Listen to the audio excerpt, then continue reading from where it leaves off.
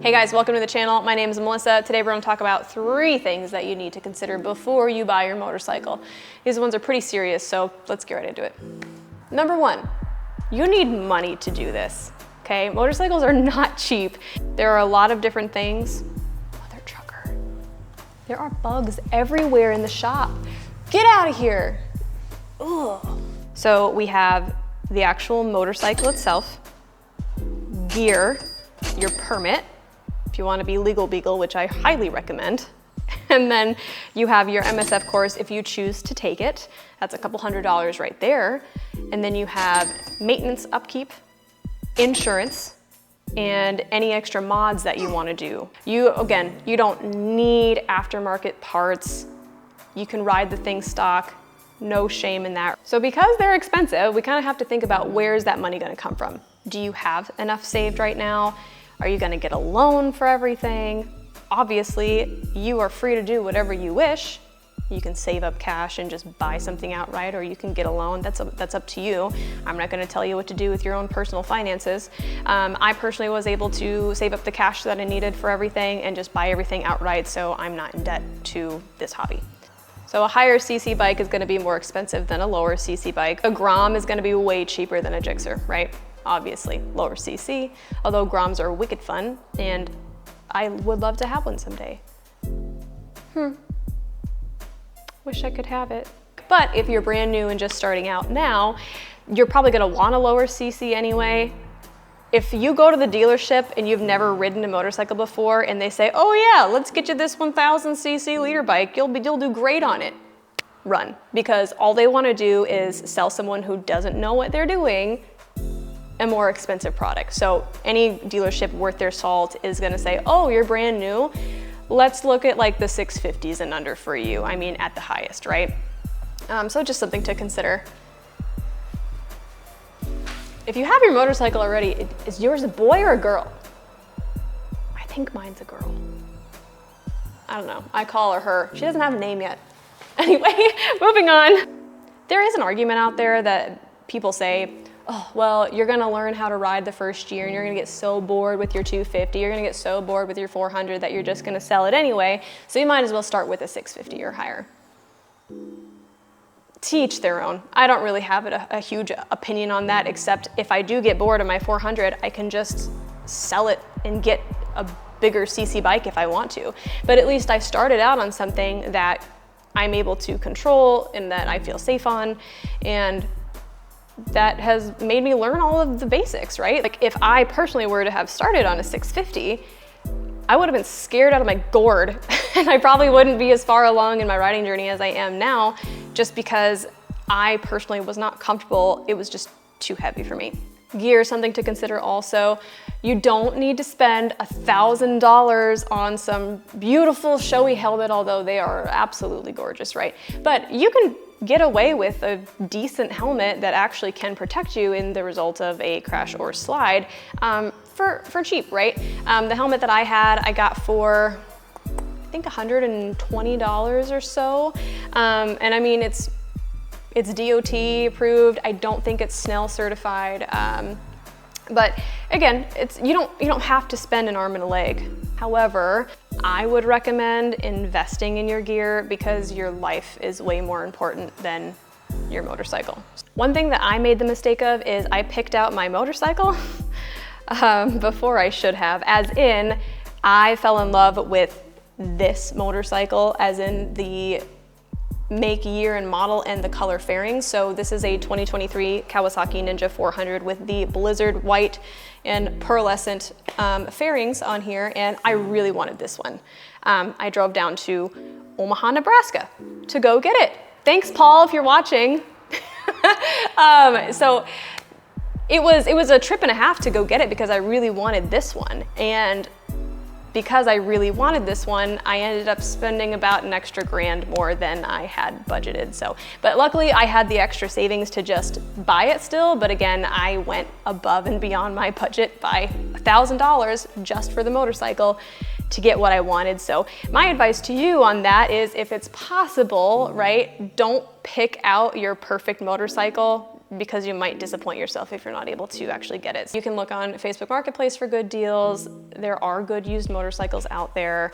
You can go to a dealership and buy, I think some dealerships do used, some dealerships do brand new. I didn't buy my motorcycle at a dealership, so I do have kind of limited knowledge there, unfortunately. I'm not gonna go over the nitty-gritty details and cost breakdown of everything right now. That's gonna be a future video, but I digress. Just be mindful that it takes money to get into this, so have a plan ready. Although again, you can do whatever you want if you want. If you want to eat ramen noodles for the next 5 years, more power to you, my dudes. Whatever you want, that's awesome. Okay, moving on. My hair is everywhere. You know, it is amazing that I have any hair left on my head. All right, second thing that we have is odds are there's gonna be someone in your life that doesn't want you to do it. Whether that is your parents, friends, any other family.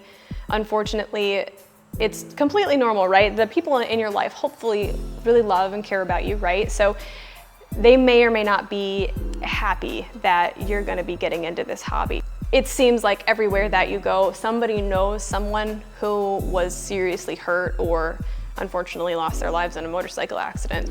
So story time about that.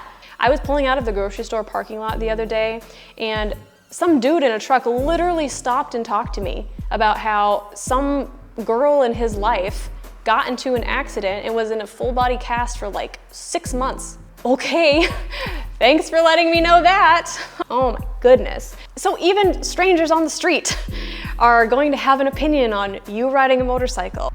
Especially if you're younger and you used to live with your family, if your parents are like, oh, hell no. You might be a little bit limited there.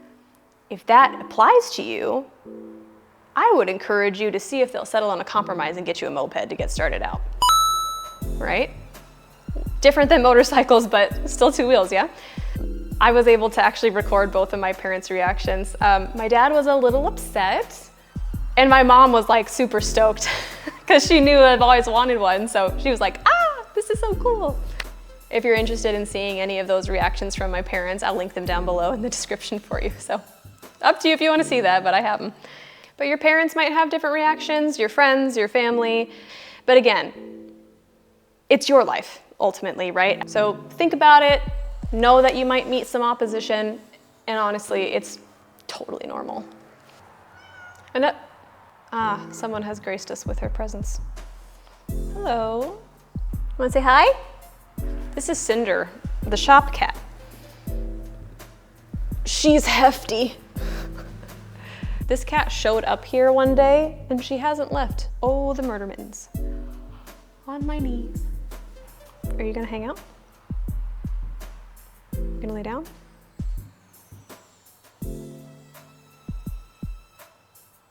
Okay.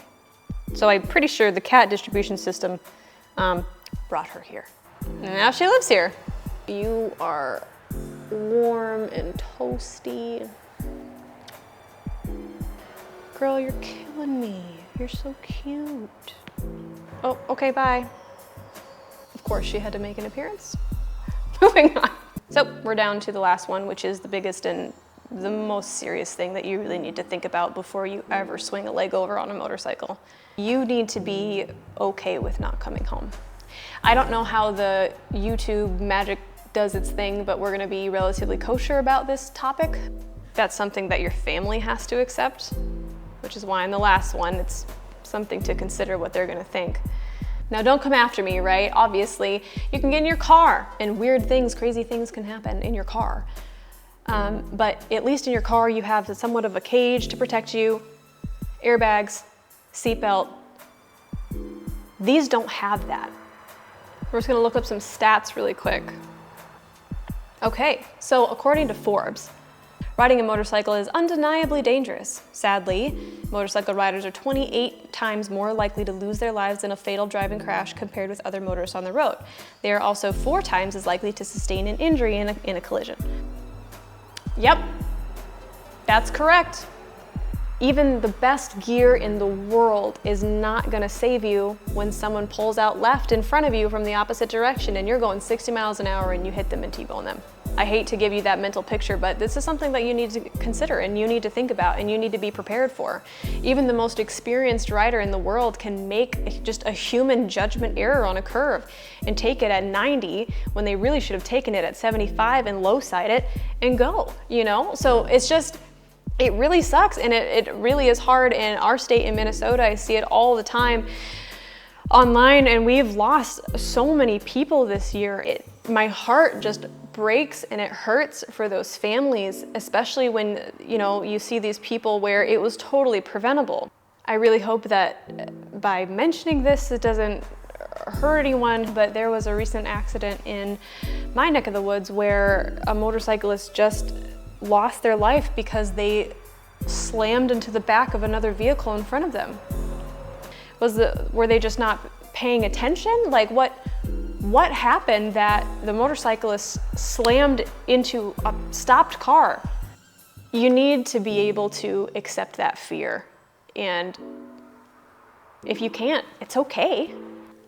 My personal consideration has always been, I'm not gonna let the fear of the possibility stop me from living my life.